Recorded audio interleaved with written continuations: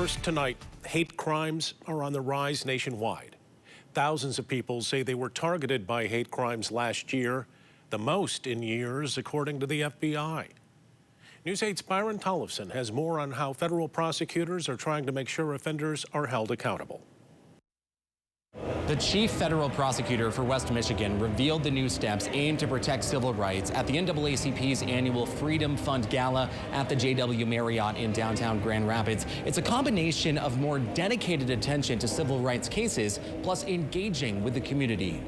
New from the FBI, hate crimes are rising nationwide. The agency said this week that more than 11,000 were reported across the country last year. That's up nearly 7% from the year before. This is a moment right now when we are seeing a rise in hate crimes, when we're seeing a rise of abridgments of people's civil rights. And so we just want to make sure that we're leaning into it.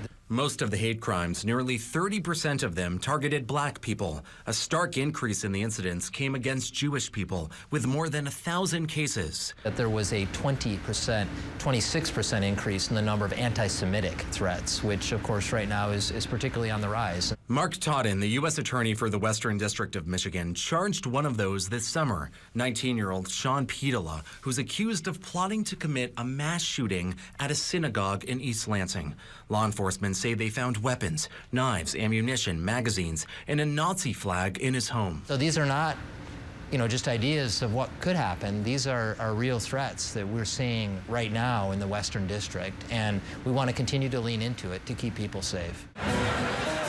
Friday night in Grand Rapids, at the NAACP's Freedom Fund Gala, Totten revealed new steps aimed to protect people's civil rights. The first, a new team of 4 assistant U.S. attorneys in his office, dedicated to handling civil rights cases. Whether that is prosecuting hate crimes, whether it is stopping discrimination, protecting the right to vote.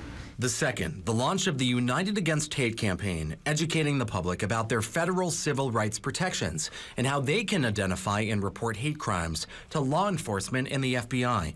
Totten's office is doing the outreach through a series of public events, bringing together civil rights groups, faith-based communities, and other organizations. Bring together folks that, do this work when it arises, but to be a little more intentional about it, to make sure that we're connected, to make sure that together we're reaching out to the community as well. Back to the FBI's report on hate crimes. Just for context, nearly 15,000 law enforcement agencies across the country submitted data, but not every state requires agencies to report or even collect data on hate crimes, so there are likely more out there. In Grand Rapids, Byron Tollefson, News 8.